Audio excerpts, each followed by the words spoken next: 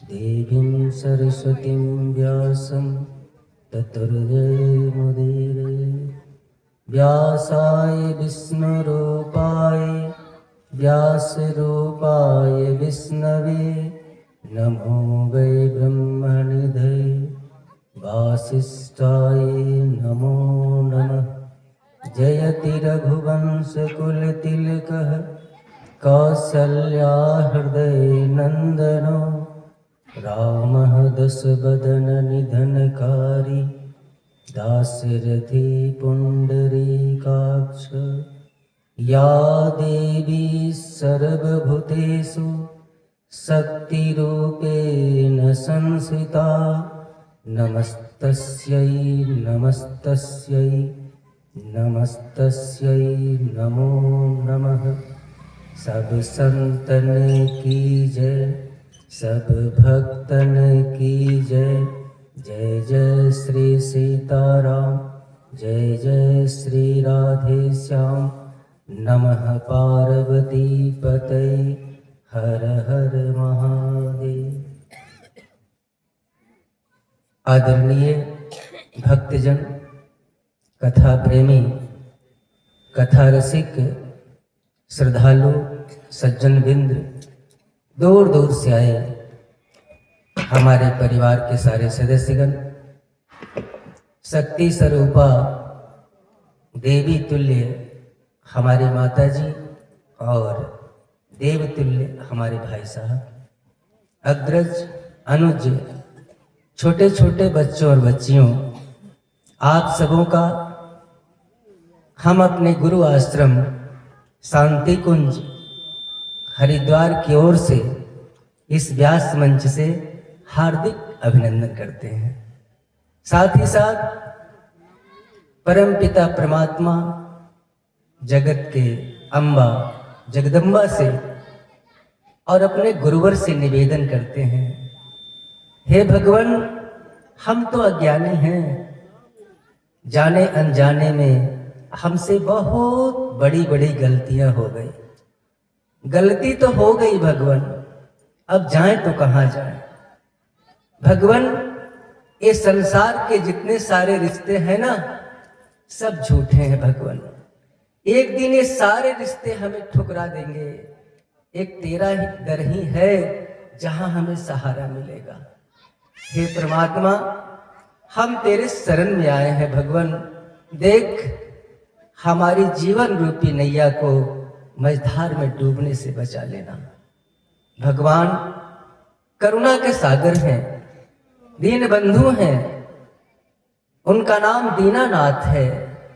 दयालु हैं, कृपालु हैं, उनके हम सारे लोग संतान हैं।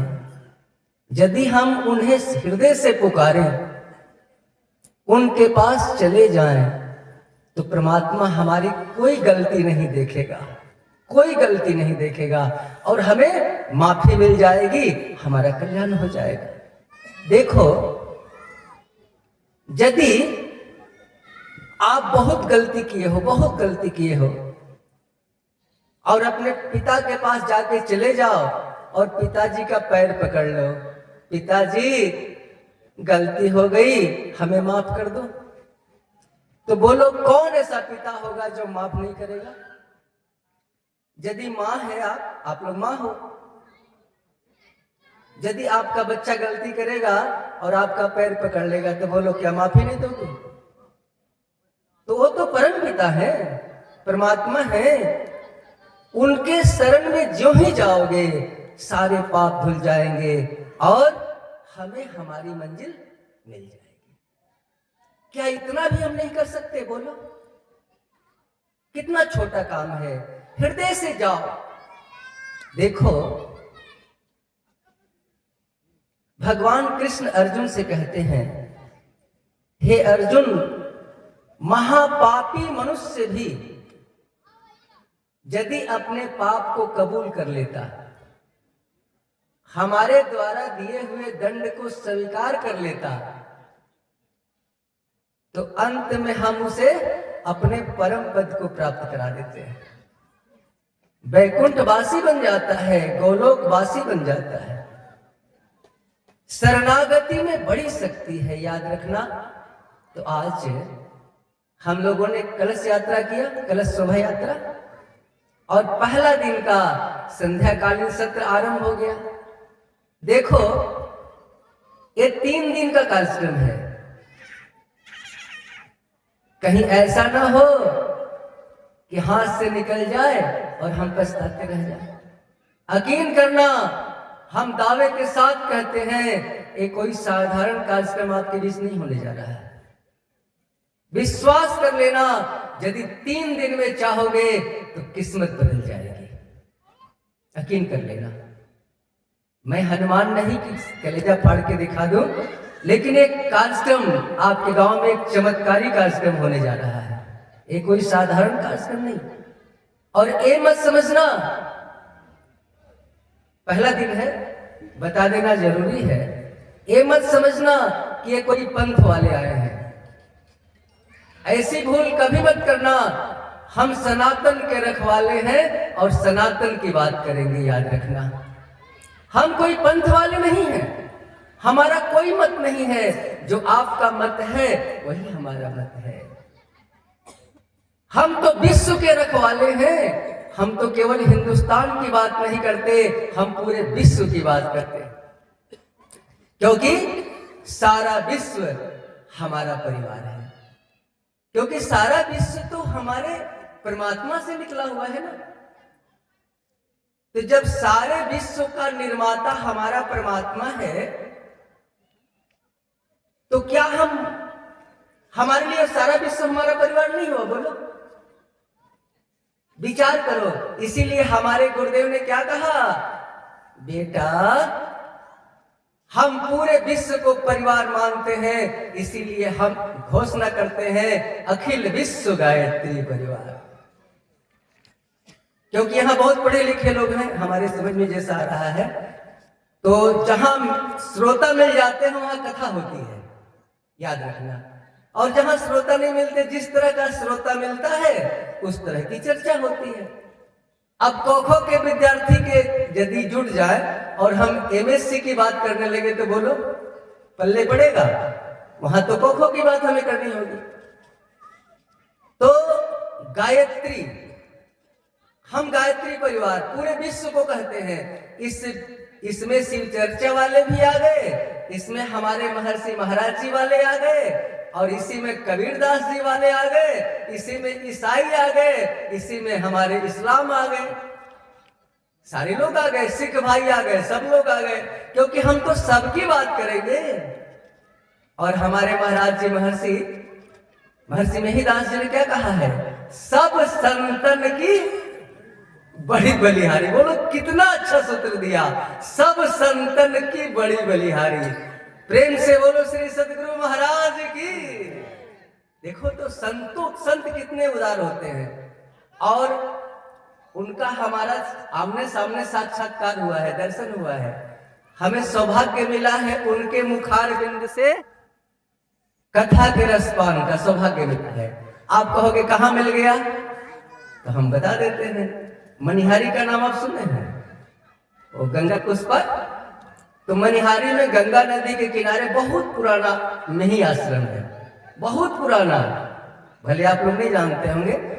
और हमारा जन्म मनिहारी का है।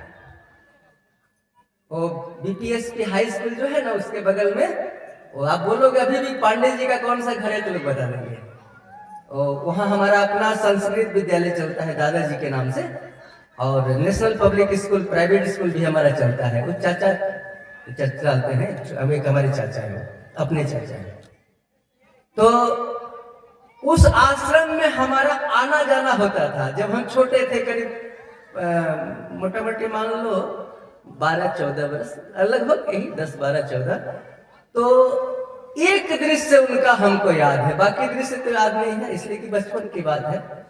तो ऐसे गुरुजी एक कुर्सी पर इस तरह टेढ़ा होके बैठे हुए थे, और बगल में एक पाया था, पाया के पास हम खड़े थे, और वो कुछ प्रवचन दे रहे थे और हम ध्यान से सुन रहे थे ऐसे। और देखिए उन संतों की कृपा देखिए, कि उनका मुखारविंद हुआ, सामने से प्रवचन सुनने का मौका मिला, और देखिए उनका आशीर्वाद कि हमें वक्ता बना दिया। क्योंकि संतों का दर्शन कभी व्यर्थ नहीं जाता, याद रखना। संत का दर्शन हो गया तो समझो तुम्हारा उद्धार हो गया। तो उनका भी मैंने आज सिकरी धरहरा, तो सिकरी धरहरा में हमारा कई कार्यक्रम हुआ है, और उनके आश्रम के जस्ट बगल में एक है प्रहलाद स्तंभ। यदि आप लोग गए होंगे तो आश्रम के बगल में है प्रहलाद स्तंभ। तो प्रहलाद स्तंभ का जो ग्राउंड था ना, वहां पर हमने 7 दिन की भागवत कथा कही है उसी ग्राउंड में, और छोटा छोटा कार्यक्रम हमने कई किया है। हमें तो लोग अधिवेशन में भी बुला के ले जाते हैं, वो तो रात के बाद जब बात खुलेगी तो, इसलिए कि हमें तो लगता है कि सब एक है, कोई दूसरा बात करता ही नहीं, सब एक है। आप देखो ना गायत्री, ये गायत्री क्या है आपको हम बताते हैं। गायत्री का सीधा सीधी अर्थ क्या है, तो उस परमात्मा को हम अपने हृदय में धारण करें। देखो गायत्री मंत्र का भावार्थ क्या है। गायत्री शब्द है स्त्रीलिंग और उसका भावार्थ है पुल्लिंग। तो गायत्री मंत्र किस वेद का मंत्र है, तो ऋग्वेद के 3 मंडल के 62वें सूक्त का 10वां श्लोक गायत्री मंत्र है ऋग्वेद का। अब गायत्री मंत्र का भावार्थ क्या है, यही तो, इसीलिए इस मंत्र को महामंत्र कहा गया। गायत्री शब्द है स्त्रीलिंग, इसका भावार्थ है पुल्लिंग। इसका भावार्थ क्या है कि हे परमात्मा, तुम हमारे हृदय में बैठ जाओ ताकि हमारी मति सही रास्ते पर चल दे, हमें सन्मार्ग की ओर चला दो। गायत्री मंत्र का भावार्थ यही है। अब परमात्मा का 7 गुण बताया इसने। वो निराकार ब्रह्म जो बिंदु का ध्यान हम करते हो कैसा है, वो परमात्मा कैसा है, तो गायत्री मंत्र में बताया उस परमात्मा में 7 गुण है। नहीं कहते हैं सतोगुणी आत्मा, उसमें 7 लगा हुआ है ना, सतोगुणी गुणी आत्मा। आत्मा के 7 गुण है, तो आत्मा तो परमात्मा का अंश है। तो जब आत्मा के 7 गुण है तो परमात्मा में भी 7 गुण है। तो गायत्री में परमात्मा के 7 गुण कौन कौन सा बताया गया। देखो भाई, यदि इस प्रवचन में बैठे हो तो मन को पकड़ के यहां रखना, नहीं तो तन यहां है, अब मन चला गया कलकत्ता के कचौड़ी गली तो पल्ले कुछ नहीं पड़ेगा। इसलिए मन को पकड़ के रखना, और यदि मन को पकड़ के रख लिए तो जिंदगी बदल जाएगी। तो परमात्मा के 7 गुण कौन है, कौन कौन है, सतोगुणी आत्मा, आत्मा के 7 गुण गायत्री मंत्र में लिखा। पहला गुण लिखा कि वह जो परमात्मा है वो प्राण स्वरूप है। परमात्मा प्राण स्वरूप है, और प्राण ही तो सब कुछ है। पहला गुण आत्मा का बताया, उस परमात्मा का पहला गुण कि वो प्राण स्वरूप है, और बिना प्राण का तो भैया हमारा कुछ नहीं।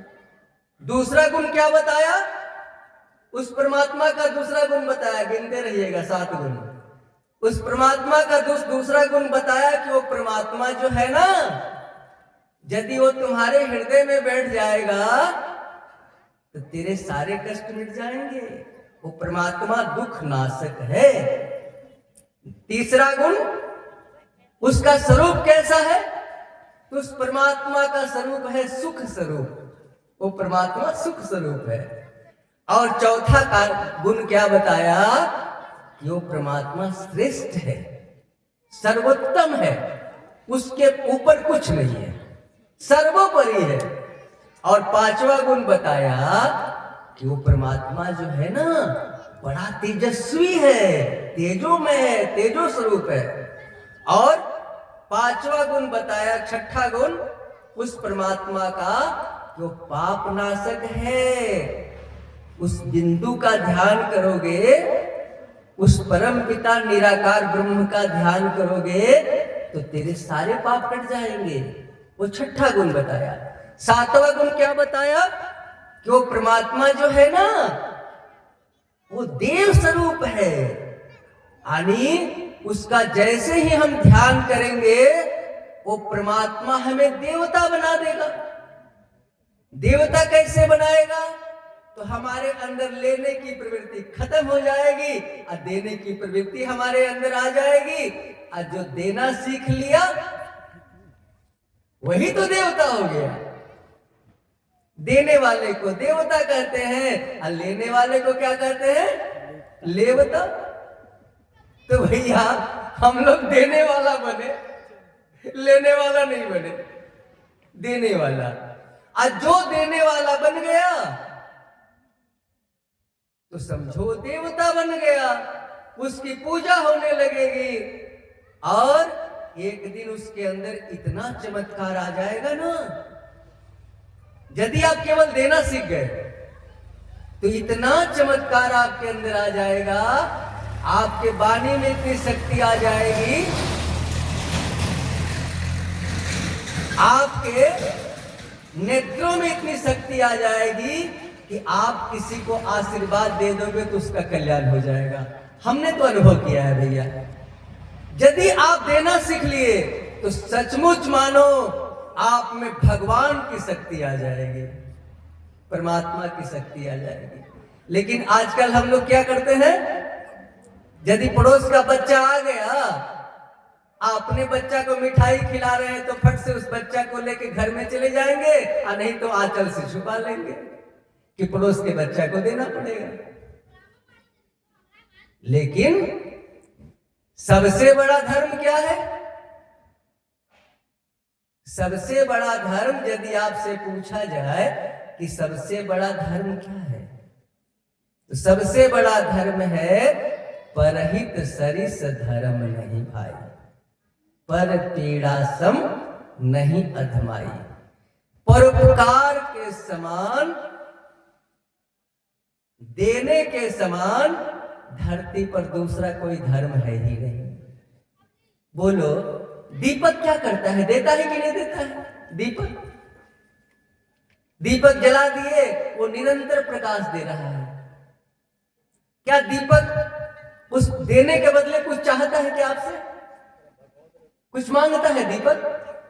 तेल खत्म हो जाती है तो बाती को भी जला के प्रकाश देता है। बोलो, इसीलिए उसकी पूजा करते हैं हम, दीपक की पूजा करते हैं, देने वाले की पूजा।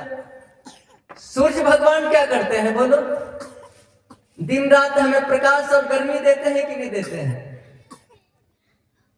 क्या कभी सूर्य भगवान इच्छा रखे हैं कि हम तुमको प्रकाश दे रहे हैं तो तुम भी हमको कुछ दो? कुछ नहीं।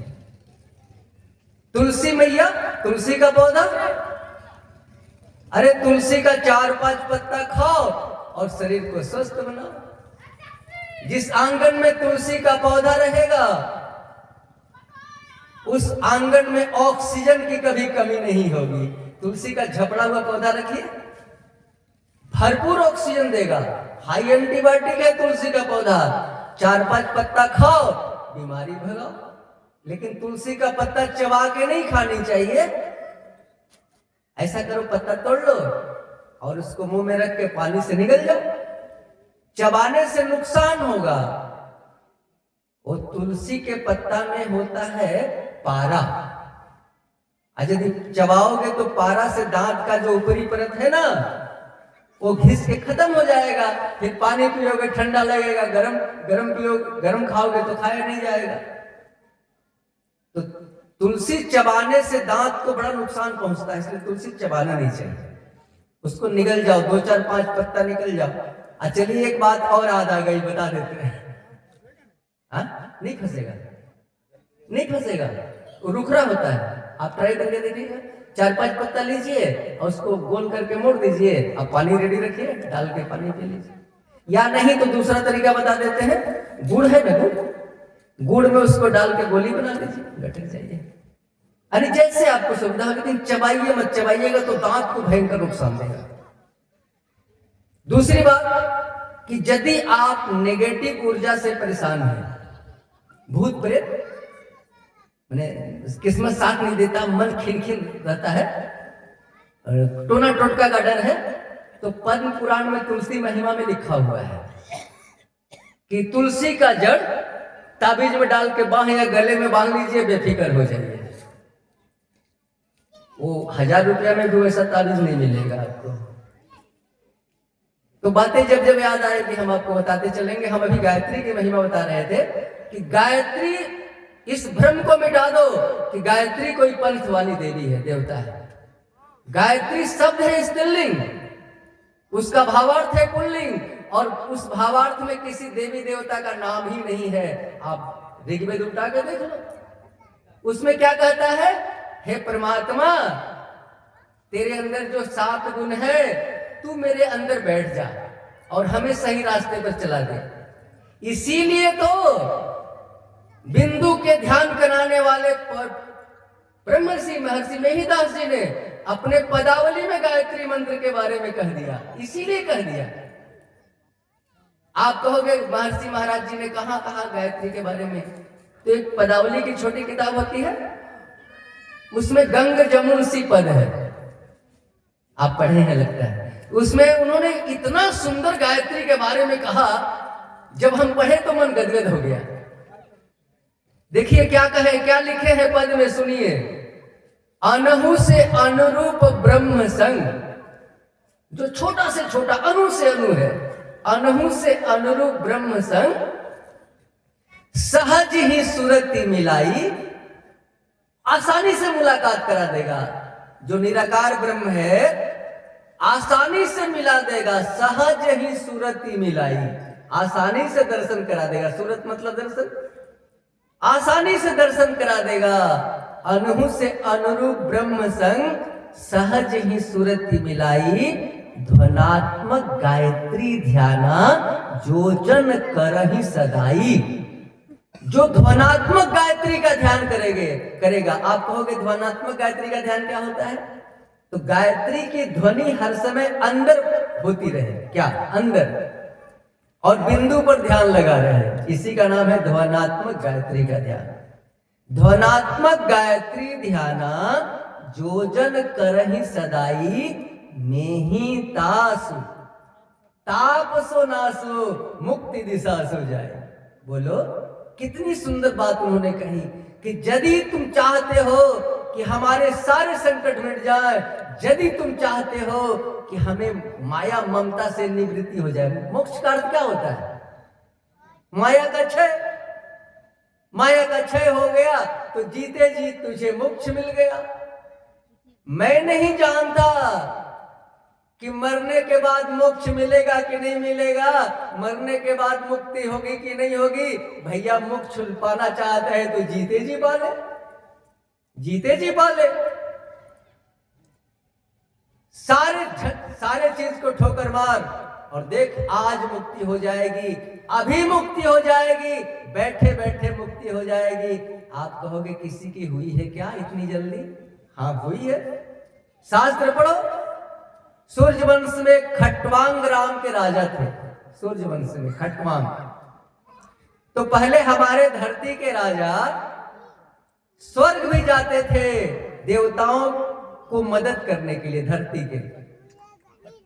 तो खटवांग गए थे स्वर्ग इंद्र के तरफ से, देवासुर संग्राम में, लड़ाई में खटवांग अपनी सेना लेके गए थे।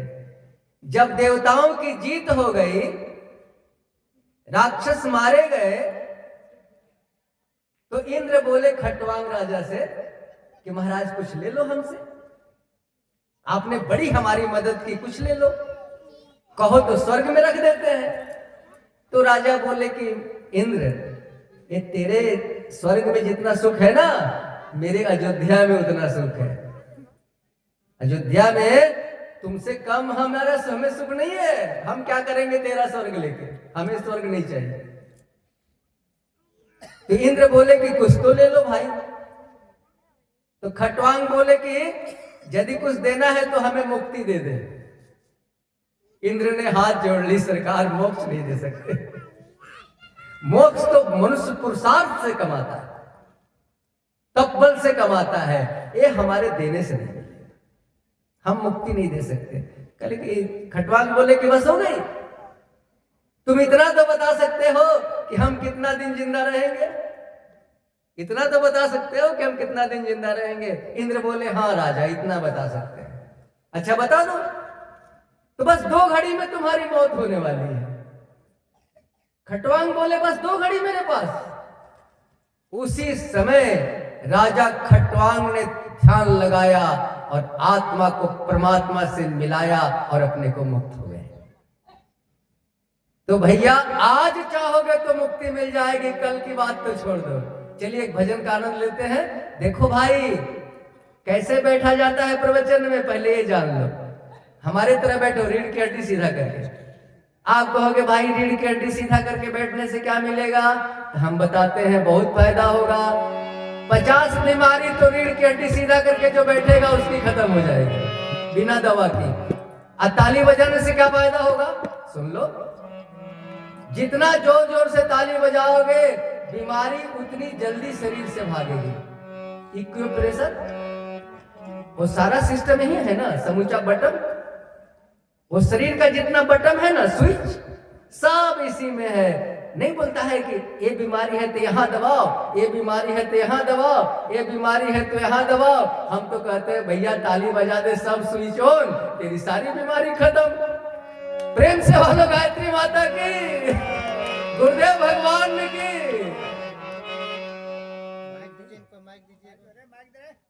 अभी तक आप माइक नहीं लगाया हमको।